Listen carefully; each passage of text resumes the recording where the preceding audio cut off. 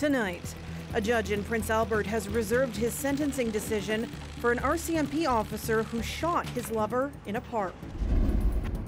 Also, this will be rebrand number 3. Legacy Christian Academy could be closing its doors at the end of the school year in the wake of abuse allegations. Enjoy the game. One of the greatest voices in Canadian sports is now silent. Bob Cole has died at the age of 90. This is CBC Saskatchewan News.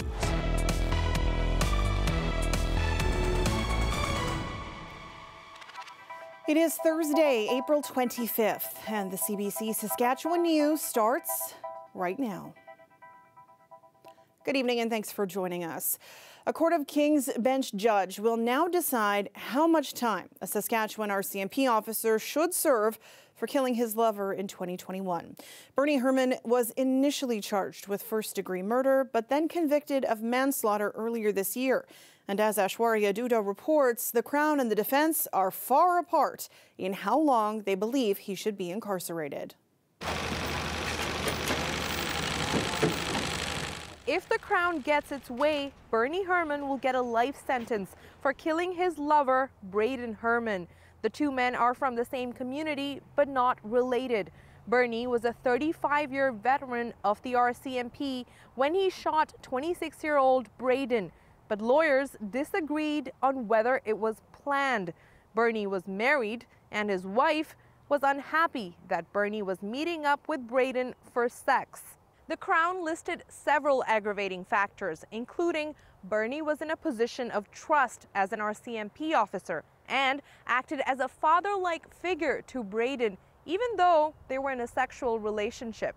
Now, the Crown is also asking to consider this manslaughter as an intimate partner homicide. With a life sentence for manslaughter, Bernie would be eligible for parole after 7 years.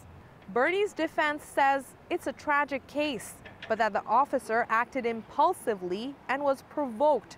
They're asking for a reduced sentence of 4 to 6 years. They argue Bernie had no criminal record, is a low risk to re-offend, suffered from PTSD, and has remorse and regret, even trying to kill himself after shooting Braden. In victim impact statements, Braden's family says he was kind and loving until Bernie Herman entered his life. The woman who raised him, Mary Jane Herman, says he always got her gifts for Mother's Day and birthdays and made sure to say, "I love you."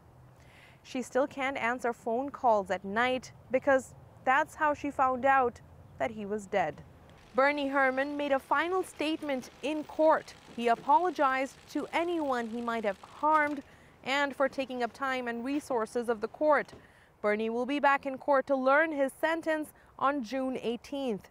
Aishwarya Dutta, CBC News, Prince Albert. A man is recovering after what sounds like a random stabbing in Saskatoon early this morning. Police say it happened here on the 1500 block of 8th Street East at about 2:30 this morning. When paramedics arrived, they found a 59-year-old man with stab wounds. He was sent to hospital with life-threatening injuries. Police say the victim and his attacker did not know each other. Legacy Christian Academy in Saskatoon may be closing its doors at the end of June. This would allow a different Christian school to move into the same location. The details of the plan are outlined in a letter circulating among senior leadership at the controversial Christian Academy. Dan Zakreski brings us the story. Caitlin Erickson is skeptical about what could be happening at her old school. This will be rebrand number 3 that they're trying. In a letter circulating among senior leaders and obtained by CBC News, an official at Legacy Christian Academy writes that the allegations and criminal convictions are forcing the school's hand. Because of the ongoing allegations against Christian Centre Academy, our earlier rendition, and even against LCA as it is today, it has become more difficult to maintain the student enrollment levels that we believe are necessary for operating with excellence. Erickson is a former student at Legacy Christian Academy and is part of a $25 million civil suit against the school. The school's former athletic director was sent to jail earlier this year. That's after pleading guilty to sexually assaulting and exploiting a student about a decade ago. 3 other people, once affiliated with the school, are also facing criminal charges. Now, it's been known over the years as Christian Center Academy and Legacy Christian Academy. Both operated from this same building. The letter goes on to say that Westdale Christian School on 20th Street wants to move into the Legacy building. It would then open in what the letter calls a happy merger. Now, the principal at Legacy Christian Academy says that no letter has been sent to the province. The Ministry of Education says that it's aware that Westdale is interested in relocating to the Legacy building, but it's not been notified that the current school is closing. Yeah, so I'm hoping. Erickson says the latest development is discouraging, but not surprising. I mean, I don't think anybody in Saskatoon is not paying attention to what's going on the corner of 102 Pine House Drive, so they can slap whatever name they want on the building. Everybody knows what legacy that place has. The letter says the school could close as Legacy Christian Academy on June 30th. Dan Zakreski, CBC News, Saskatoon. The opposition NDP spent question period today quizzing the Environment Minister about how a California company received a tire recycling contract. The opposition says a Saskatchewan company that had been doing the work missed out, and that cost people their jobs. In 2022, a contract was awarded to California-based CRM to open a tire recycling facility in Moose Jaw. The NDP wants to know what role former Finance Minister Kevin Doherty played as a lobbyist.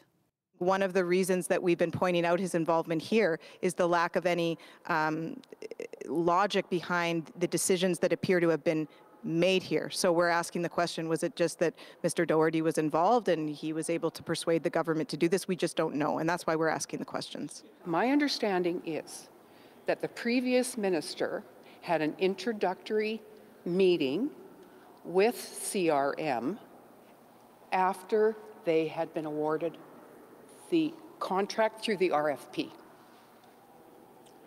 for the southern exposure, the southern processor. And that's all I know, but I have not met with anybody. Tell says Tire Stewardship Saskatchewan operates tire recycling programs in the province through an agreement with the government, and that it makes the decisions on contracts. She says TSS decided to split tire recycling between the south and northern parts of the province. An RFP for the northern contract closed in January. It's been talked about for more than a decade, and now a huge Regina revitalization project is finally getting underway. The Dewdney Avenue rail yard revamp starts next week. The $32 million project will take about 2 years. The plan includes a new streetscape developed between Albert Street and Broad Street. It will also help lay the groundwork for a development at the yards, a piece of land between Dewdney Avenue and Casino Regina.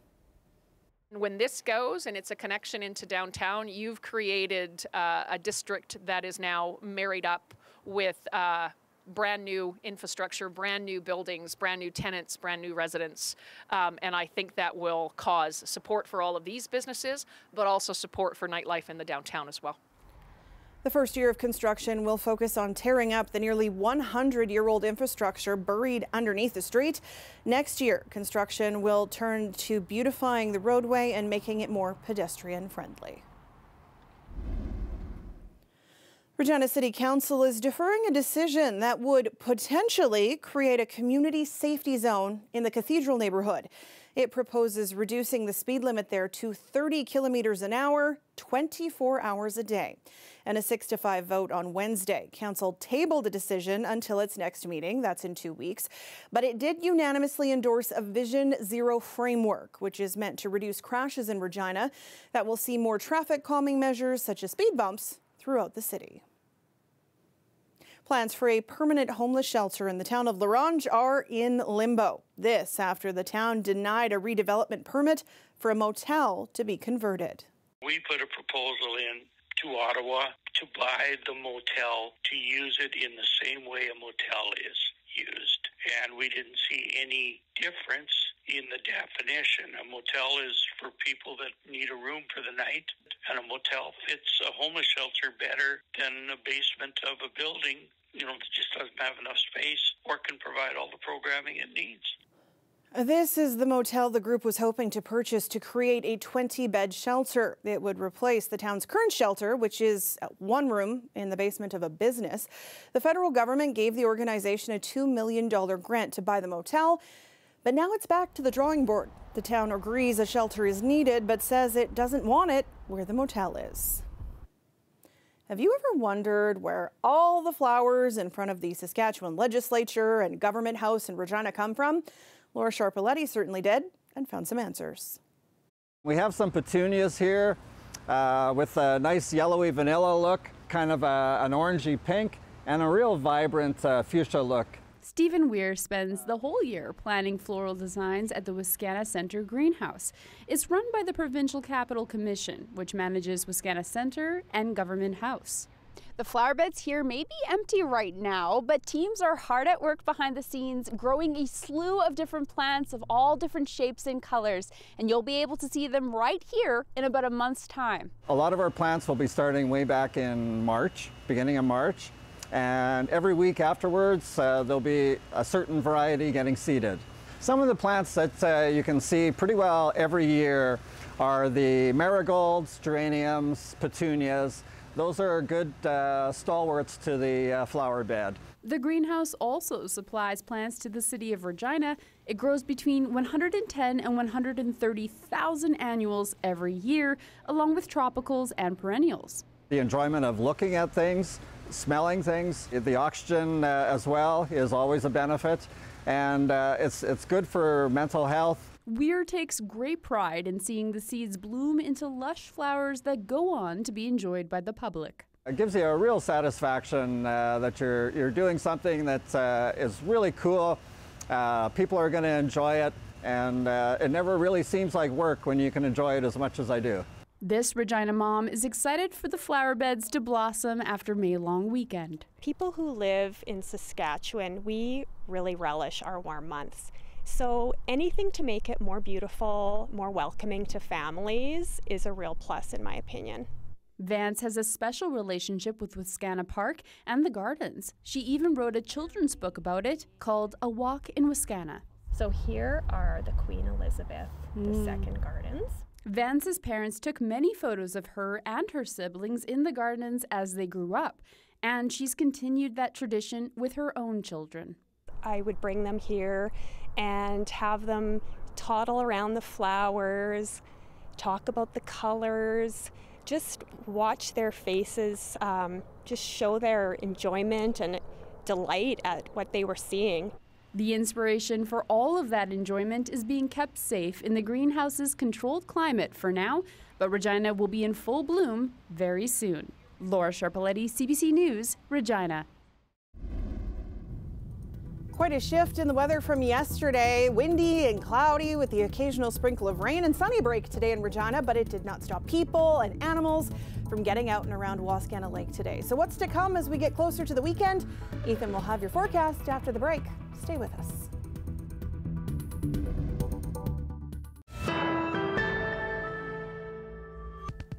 Welcome back. Playing in a local band should, in theory, come without any danger, but after a long night of playing with his band, the Bromantics, a freak accident on the final note of the final song changed drummer Justin Houck's life forever. So we were playing a ladies' night dance in Eston for the Eston 95 Lions Club. It was like 12:45, and by then, like, it was like, hey, this is my birthday. Awesome. I like made it to 31. Cool. And then playing last note of the last song. So I could go to hit my snare drum. It broke clean off like here, and then the tip of the stick here with a little bit of this like must have bounced and flew off and like right into my eye. And then it felt like someone like flicked me in the eye, and it was like, oh wow. But then I couldn't see. I looked in the mirror. I didn't really want to look at it, but I was just like, it's done, so I might as well, like, this is what I'm dealing with. I looked at it, and yeah, there was like clearly like a puncture in my eye. Thankfully, I got the help that I needed, and yeah, it was a wild time. There's some stitches in my eye right now, so I can either wear like an eye patch when I go to sleep, so it like fully kind of covers it, or I can wear like these glasses now. I can now see out of my right eye, but the vision is just all weird.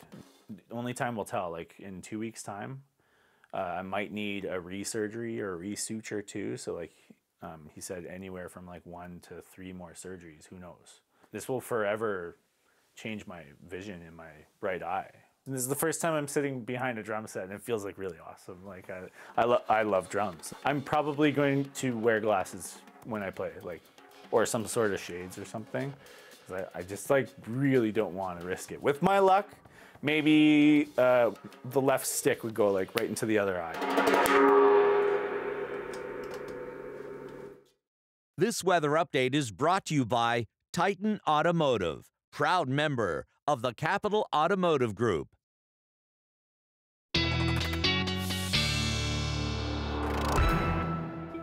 What a good attitude. Some people would be like, why me?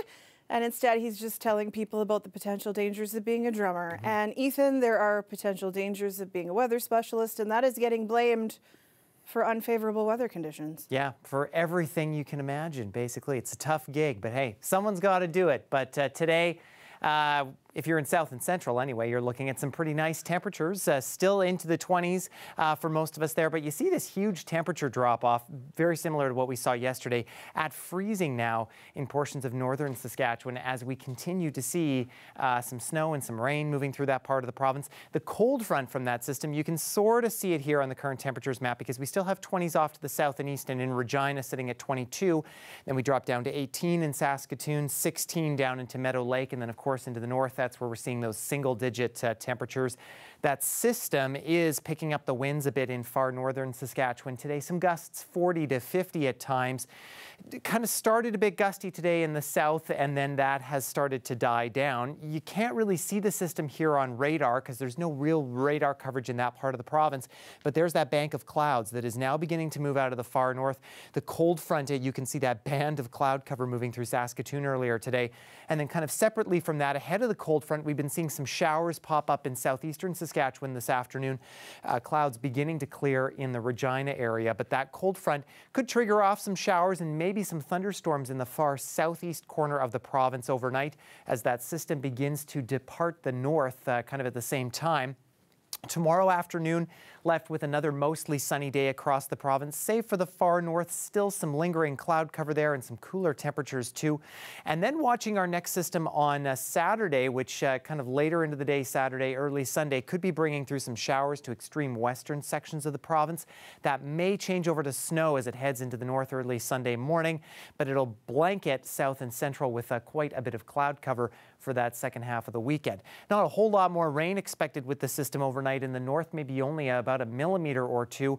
Snowfall amounts at most maybe 2 to 4 centimeters. This model saying not all that much though, and again it'll be only really for locations closest to the northern border. The winds though going to still continue to be gusty, maybe some gusts 50 to 60 in the southeast tomorrow morning.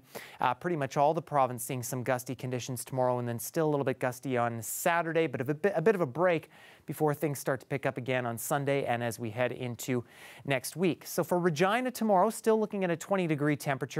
Breezy, especially in the morning with that sunshine, and then temperatures drop a bit into the weekend, but then we're on a bit of a temperature roller coaster for the next few days heading into the beginning of the next work week. Saskatoon will be about bang on normal these next 3 days, a trio of 16-degree temperatures there. Some possible showers for Sunday before things clearing out for Monday. And yes, we will hope, Sam, that we do get some rain from that next system. Absolutely. Thanks, Ethan. You bet. What is that? It's wedding cake. That's wedding cake. That's a 55-year-old wedding cake. Rochelle Marr from BC is giving new meaning to the phrase, let them eat cake. In this cake, her well-preserved wedding cake from 1968. Family and friends say it was still tasty and delicious despite the decades that had passed. She'd originally tucked it away in the freezer, intending to eat it on their 50th anniversary in 2018, but forgot when the milestone came and went. We'll be back after the break.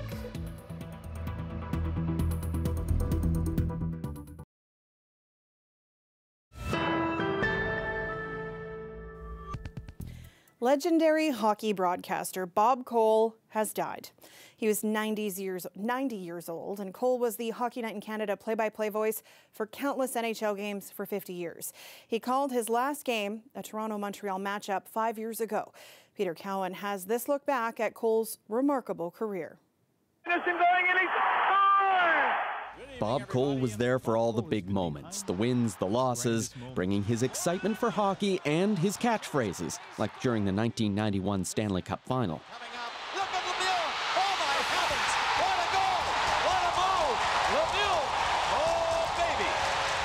He was the storyteller of hockey for generations of people like me. You could tell what was happening on the ice by the urgency of his voice. You could kind of close your eyes and you knew what hockey was all about when you heard Bob speak. Bob Cole got a start in Newfoundland calling regional games. In the 1960s, he was behind the mic for his first NHL game on CBC Radio. Then in the 1970s, he joined Hockey Night in Canada on television, where he stayed for 50 years. Ron McLean first met Cole when he started hosting Hockey Night in Canada in the 1980s. And Bob Cole walked into the studio and he said, watched the whole game last night. Don't change a thing. And he just, he elevated me then when I was a kid, 26, and he elevated me this weekend when I'm 64. So how do you thank someone for that? Cole was a proud Newfoundlander, and his home was proud of him too.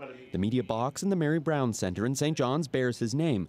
Glenn Stanford has headed a half-dozen professional hockey teams. Bob Cole is synonymous in the hockey industry, and obviously from a provincial perspective, one of our own, a proud Newfoundland guy. So, a sad day for hockey and a sad day for the province for sure. For a man who spent decades on television, he didn't like to draw attention to himself. For him, it was all about the hockey. And never mind me or whomever broadcasting, enjoy the game. And I'm trying to pass the message along to the viewers that I am enjoying the game. Done my job. He kept calling games well into his 80s. His last NHL game was just 5 years ago. Bob Cole was 90 years old. Peter Cowan, CBC News, St. John's.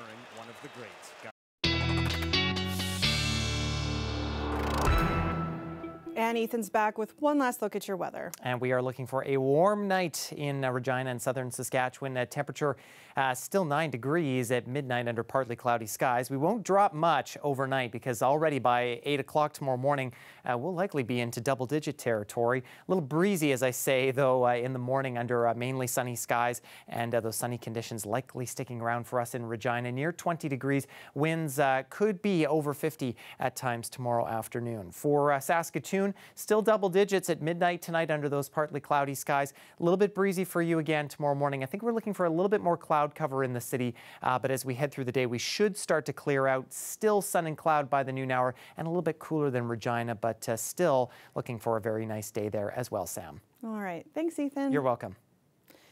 And that is it for us tonight. For News Anytime, you can head to cbc.ca/sask. You can subscribe to the CBC Saskatchewan YouTube channel, or you can download the CBC News app on your phone or tablet. Thanks so much for watching.